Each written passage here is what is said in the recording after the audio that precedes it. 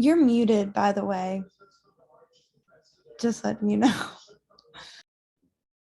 Thank you. Wow. Okay. Well, anyway, so talking today about the last two episodes of season one. We have like really sort of the accumulation of everything that's been going on with Kyo for all of season one. So, obviously he's a character that we're going to be thinking about. We've really got to see kind of under the surface of what's been kind of at the root of some of the issues with him being the cat zodiac. So does anybody have any thoughts, any behaviors, or any other characters that caught your attention? For Kyo, I saw that especially when the master came in and kind of, I guess you could say, brought out some emotions in him that he had been avoiding or just avoiding expressing in general. He basically, what I gathered from that is that he usually like keeps people out or like doesn't let them get to know him and his emotions, because in his mind it's like I have to do it before they leave me anyway. But yeah, like he genuinely, really likes Toru and everything. And then good thing Toru is persistent because she still manages to, stick by him regardless of how I guess unfair he treats her. But yeah. Yeah, he is really avoidant. He's very kind of trying to distance people because, of that fear of abandonment. It sounds like he was abandoned pretty early in life already. How about anybody else? What was like the creature that Kyo transformed into? Because I wasn't sure what that was. Yeah, so Kyo is kind of unique in the zodiac and the cat in that mythos, where he has like a separate form that is sort of like monster-like, and he's the only of the zodiacs who have this like separate monster-esque form. And they use that as kind of this idea of like why he is further excluded from being in the zodiac. He is not quite like the others. And then, there are various fan theories of kind of like why that might be the case. So yeah, basically though, he is kind of unique in the zodiac and he has this secondary monstrous form. Any other questions or things that caught your eye?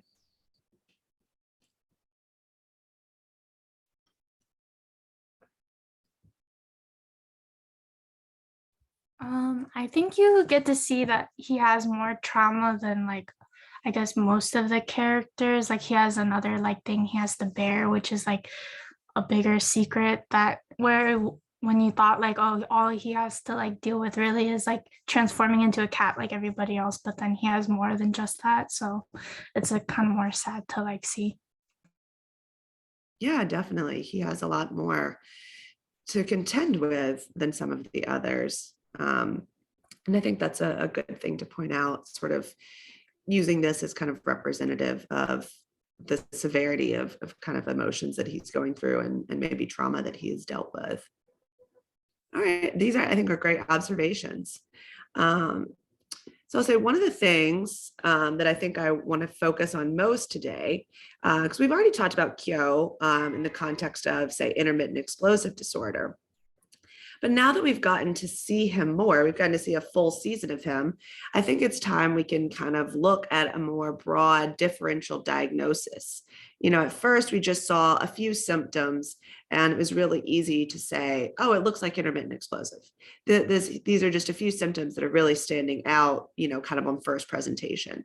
But importantly, always good to keep a full differential that's a working differential when you're, working with patients, so that you don't miss out on other potential things and other potential diagnoses. So today I want us to focus on this differential and what all different things we might want to include on that list. One of the things that stood out to me that I think we might want to consider now that we've seen him more is the possibility of disruptive mood dysregulation disorder. So this one's actually classified under depressive disorders in the DSM. And for this one, you're going to have symptoms that are present for at least 12 months, with no periods more than 3 months without those symptoms. And those symptoms are going to be present in at least 2 of 3 settings. So like home, school, or with peers. And they're going to be severe in at least one of those settings. So some of these would be like severe recurrent temper outbursts. So these kind of like big emotions and big anger that you're going to see. And that can be manifested verbally or by their behavior, like a physical aggression, some of what we see with Kyo. And it's going to be grossly out of proportion in intensity or duration to whatever the provocation might be. It's going to be inconsistent with their development.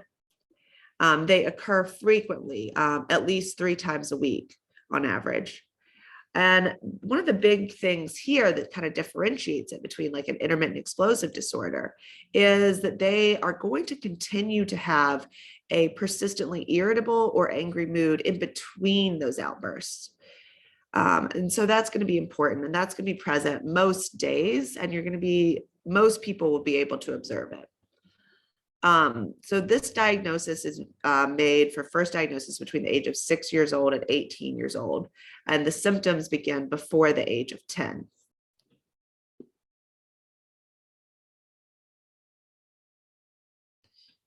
And it's important to keep in mind for kind of ruling out that they've never met full symptom criteria for a manic or hypomanic episode, not just for the normal duration, but for even a day, they've never met those symptoms. And it doesn't occur exclusively during major depressive episode, and not better explained by another mental disorder like autism, separation anxiety, a persistent depressive. So it's important to remember that you can't diagnose this with certain things. So you can't diagnose this with oppositional defiant disorder, intermittent explosive disorder, or bipolar disorder. So this would never be co-occurring with those. If a patient does meet ODD criteria, and oftentimes they might, you would only diagnose them with DMDD if they met the criteria for DMDD. So if you're seeing symptoms for both ODD and DMDD, you're only going to diagnose with DMDD if that criteria is met. Some of the other things that it can coexist with are major depressive disorder, ADD or ADHD, conduct disorder, or substance use disorder. And it's important to remember that it's not attributable to the physiological effects of a substance or another medical or neurological condition. So this is just kind of a brief overview of this one. We're going to talk about a few others, and I want you guys to talk about these. And if my screen, there we go. Okay, so discuss breakout rooms. Is room 1 ready to go first for DMDD? Yes, so we talked about the few criteria, and we saw that he had severe recurrent temper outbursts, both verbally and physically. We saw him physically push when he was that creature. He pushed Toru into the water, and that hurt her, and he still continued to be physical with her when she was trying to talk to him. So, and then he also has fights with Sensei and Yuki. Yuki throughout the season, we see him being physical with him, and verbally is every episode he's verbally yelling at someone. And for the temper outbursts occur on average 3 or more times per week, we thought that would also fit him, because just in an episode we see it more than 3 times. He is constantly getting angry at his peers or Yuki or Shigure or Toru, so we think that would definitely fit Kyo. He is also in an angry mood between temper outbursts. We don't ever see him just happy or smiling, and most of the day he is also very easily irritated.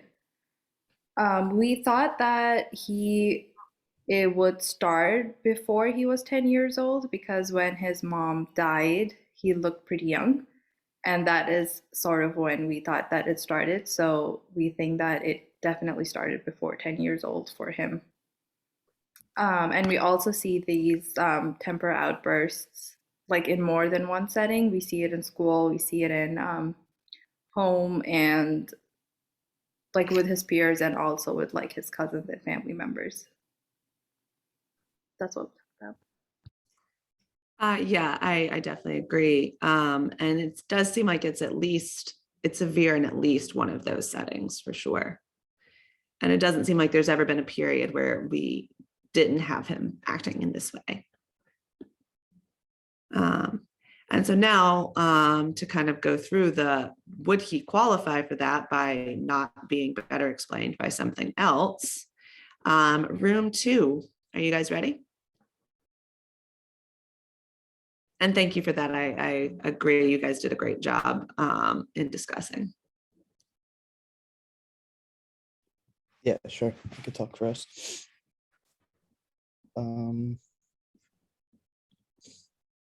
Yeah, for intermittent explosive disorder, for the first like criteria of his recurrent outbursts being aggressive impulses, definitely occurring, seeing whether he's like fighting with Yuki or just breaking stuff around the house because he's in an argument, he's just having these impulsive reactions.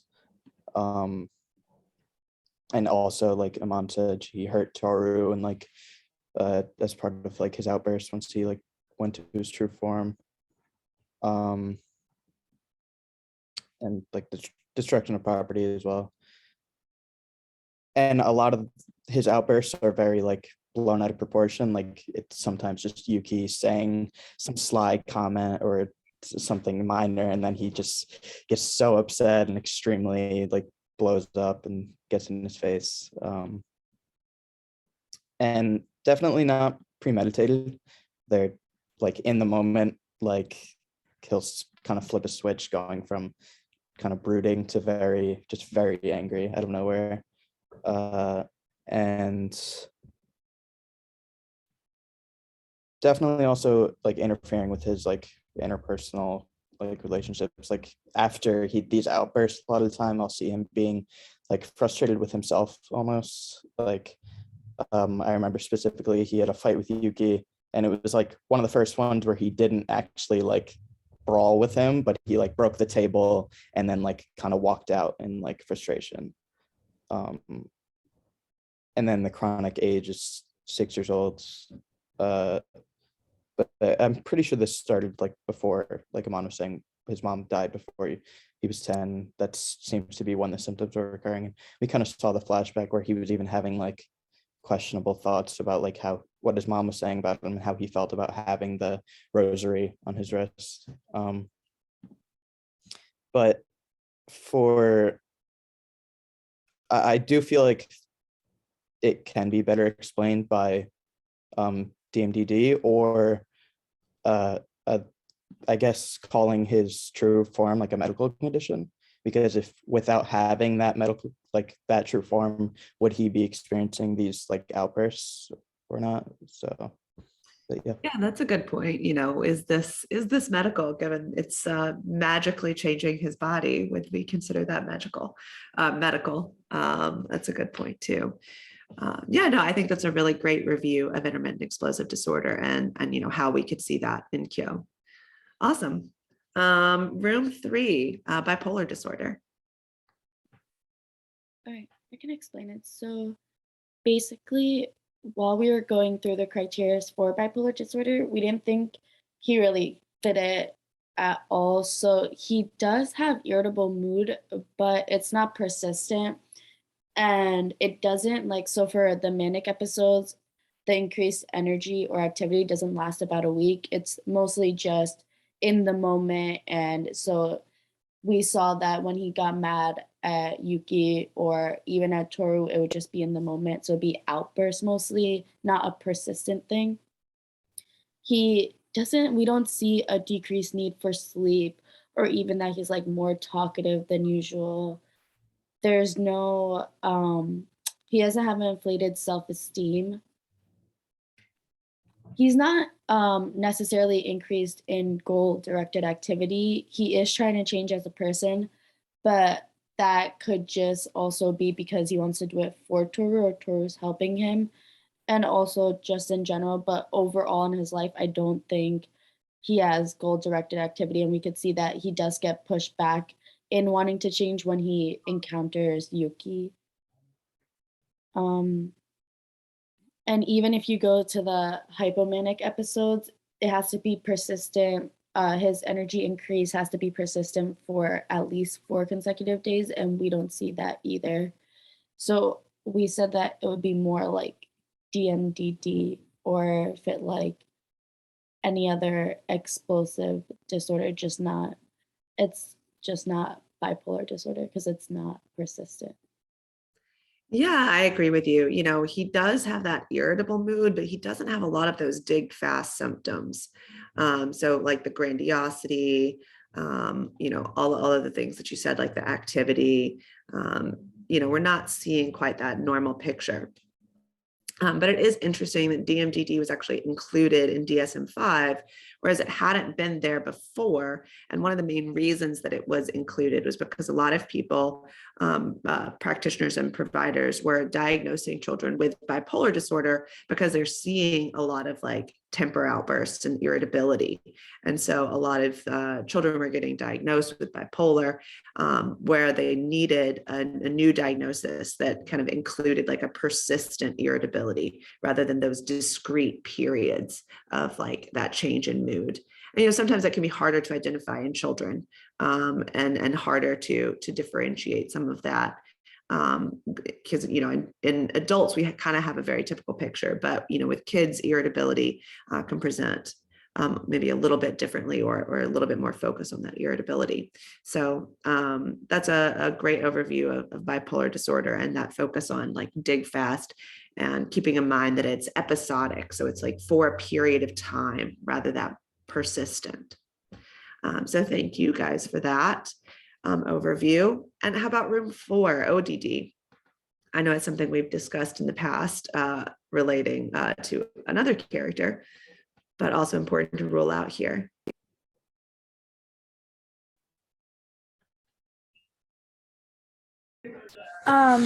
Yeah, so like we talked about kind of like the criteria for it. We felt that Kyo kind of exemplified it well, in terms of like often losing his temper, is like easily annoyed, like even like when it comes down to like what they're having for dinner, or like when people come over to their house, like he just gets very easily annoyed,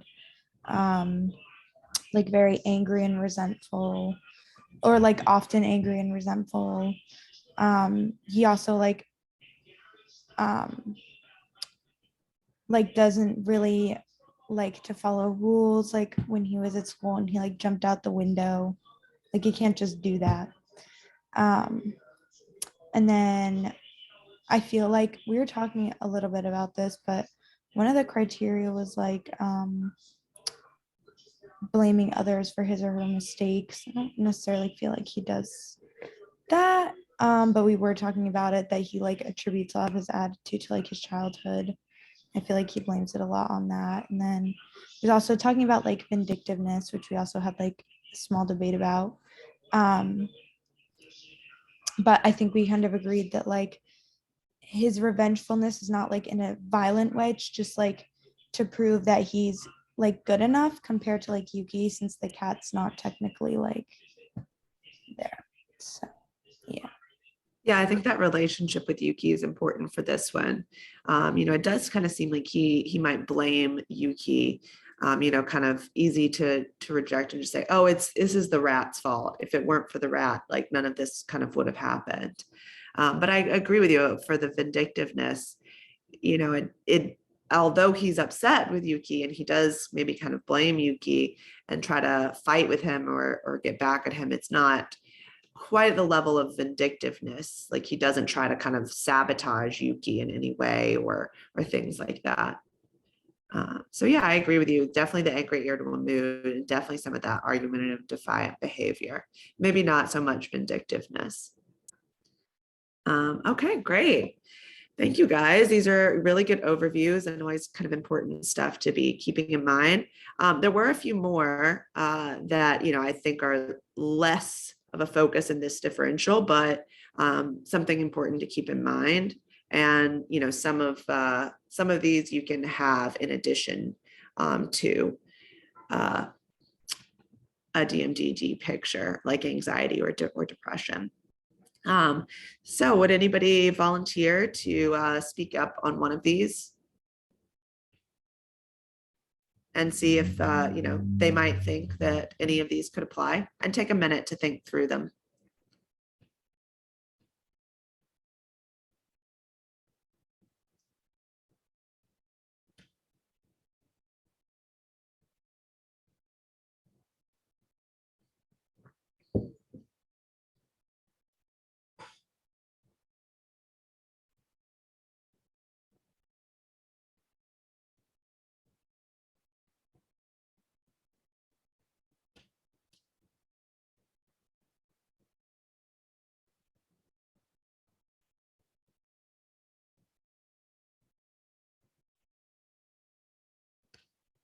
So ADHD, that's got the persistent inattention or hyperactivity and impulsivity. It's at least 6 symptoms for at least 6 months in at least 2 settings, and the onset is less than 12 years old.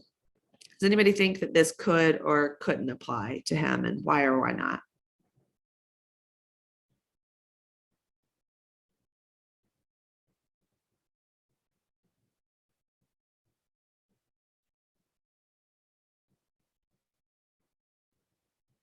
What are his grades like in school? Does anybody remember?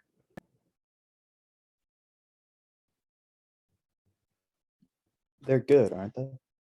Yeah, Sure. people were surprised, right? His classmates were like, "Oh wow, Yeah. his grades are good." That's surprising, because he, doesn't always seem to care a lot. But it seems like he's doing okay in school.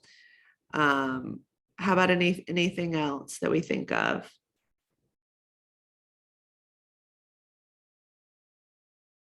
Does it ever seem like that irritability is as a result of that, lack of function that you might see with ADHD? And it's okay if the answer is no. Yeah, I feel like I don't really see much application of ADHD in Kyo. Yeah, I agree with you. He might have a bit of hyperactivity. He is kind of always trying to fight and run around and all that kind of stuff. But we don't see a lot of it with him. He's doing well in school. He doesn't really seem inattentive. He's not like constantly getting in trouble with the teacher for getting out of his desk or things like that. He doesn't have irritability that's really more of a focus of getting upset that his symptoms are interfering with his daily function. So I agree with you. I think maybe not for this one. Autism spectrum. So this would be persistent deficits in social communication and interaction across multiple contexts, restrictive or repetitive patterns, and that's behavior, interest, or activities. And sometimes with this one, you might see that temper come out. So, if something, even like a minor change, like they're the food that they always want to have somehow is like packaged differently. The brand has a new package or something.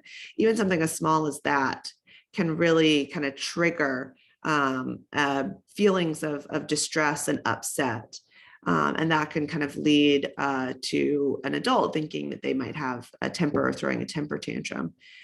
Do we see any of this in Kyo or not? Not something we're worried about.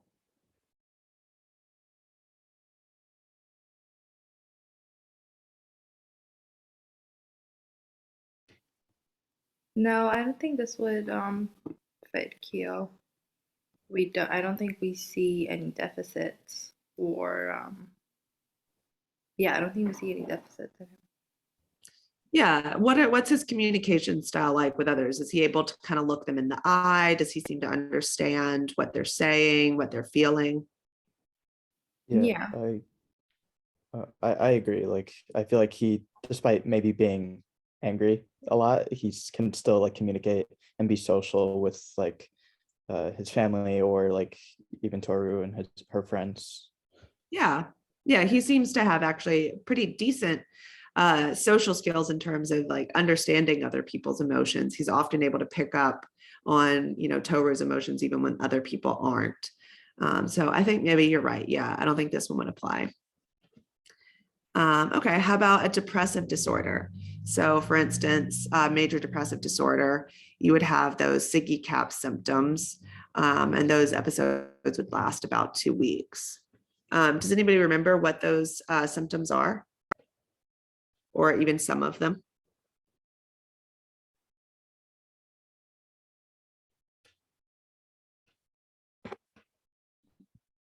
I could see him like having a depressed mood for some days, depending on like maybe what occurred, or I mean, in the recent episode, he was thinking about his like mom a lot and things with like Shisho, his master, which he was kind of in a depressed mood because of, but I wouldn't say it's very like consistent or clinically significant. Yeah. Yeah, I agree. Do we see any like any things for him of having that like persistently depressed mood? I think that he does kind of show some depressed mood some of the time, but I agree, mostly it's more irritable, though sometimes depressed mood in children can present as irritability. But like sleep, he seems to sleep fine. Like guilt, he seems not to really be showing like a lot of guilt about various things. His like appetite seems to be fine. He seems to eat plenty, and not in an overeating way, but in terms of like a normal teenage boy. His attention seems to be okay. He doesn't have any like the psychomotor symptoms.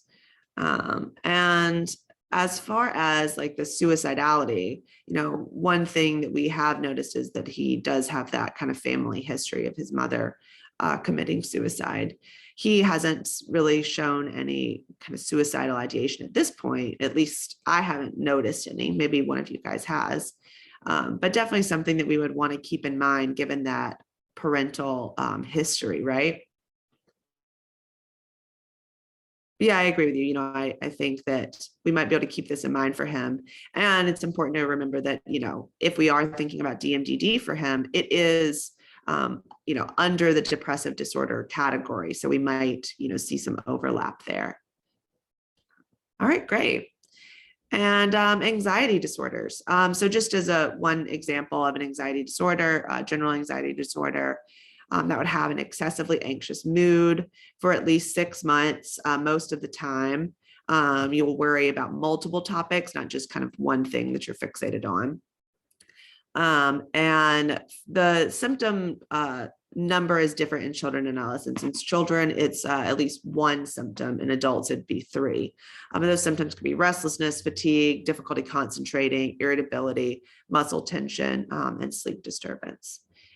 So does anybody want to speak up for this one? Anyone have thoughts?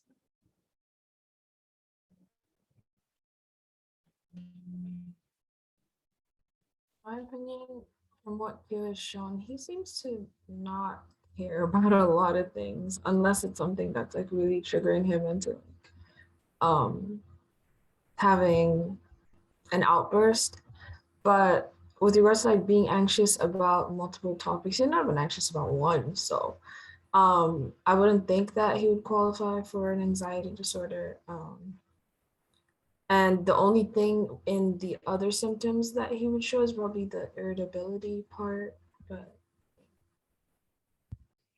Yeah, I agree with you. I think honestly, if it were me and if I were going to turn into this horrible cat monster, if I had a bracelet that went away, I would probably become very anxious about this bracelet. And he seems to not have any anxiety, even about, very serious things that would probably prompt anxiety in a lot of people. So I agree with you. I think that this wouldn't necessarily be something that we would be thinking about for him, even though he does have some of that irritability that, you might mistake as like kind of this like temper, having a temper kind of picture in a child. So yeah, great, you guys. I think that you did fantastic on these. And, while it's can sometimes be easy to really get focused in on one thing. And kind of how in the beginning we saw Kyo, we thought, oh, IED, like intermittent explosive, easy. But then like once you do get to know a patient and once you do get to kind of see more subtleties and learn more about them, we can kind of realize sort of the dangers of honing in on one thing too early. Because, you know, we have to keep that broad picture in mind of, you know, the general overview of what some of the symptoms we're seeing could lead to. So thank you guys. What do we think? Does anybody have a thought on what our top diagnosis would be at this point? I had a question. Yeah. So you know the way we basically went, like we diagnosed Kyo first and then went back on our diagnosis and was like, it's actually something else. But what happens when you see a patient only once and you end up diagnosing them with one thing? Like how would you, I guess, go back on it, or just not do anything about it? Yeah. So, you know, it's, again, I think that's a good point, and that sometimes it's important for us to maybe be a little bit slower, you know, not diagnose something after just one session with a patient. You could maybe have a working diagnosis, or, you know, sometimes in some settings, like in a hospital setting or something, you might diagnose like a symptom like suicidal ideation. You might diagnose that or something, but you might not necessarily diagnose a more broader thing on a one-time thing. Bipolar disorder, yes, maybe. Bipolar disorder, if somebody is being hospitalized, you might go ahead and diagnose that, especially after you've ruled out some of the, you know, medical causes that it might be. But for a lot of other things, you'll really be wanting to see maybe this patient in more than one session to really be deciding a diagnosis. So you might have your thoughts and you might have your differential, but you know, it doesn't hurt to wait a little bit to diagnose rather than just in the first session. And if you do have a diagnosis and you do realize that's changed, and sometimes people will come in and they've already gotten a diagnosis from somebody else years ago, and you know, you might have to kind of alter that. And I think it's also important to remember there isn't, you know, like a database that, oh, once you've been diagnosed with something one time, that's it. You know, these are kind of working things, and a different practitioner might diagnose somebody with something else. So, you know, or some of those symptoms might change over time. So it's important to kind of be responding to those as we come across them, and be open to kind of the change in that based on what we are seeing in front of us at the time. So yeah, you know, some people come in and they'll have like 4 different diagnoses that they've kind of accumulated from different practitioners they've seen over the years. And when you see something like that, you know, you don't necessarily assume that they have necessarily all of those things. You're going to want to make kind of your own decision and work off of those, keep those in mind, and, you know, keep those as important information that you're getting when you have a new patient that might have prior diagnoses. Or, you know, if you diagnose one early and then might see new symptoms or learn more about it, that might change. Yeah, those are good questions. So does anybody have a thought? What do we think for Kyo at this point?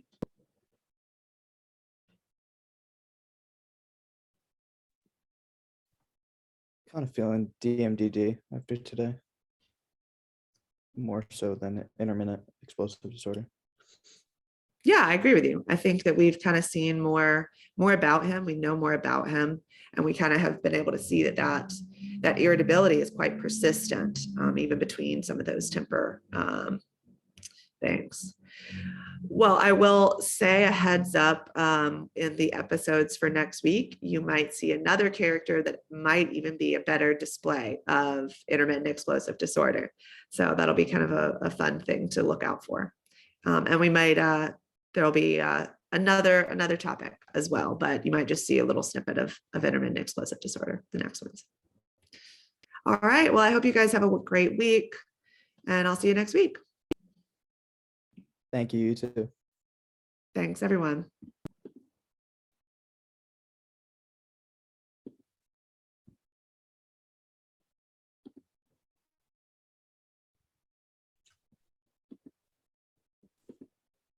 Dana, do you need anything?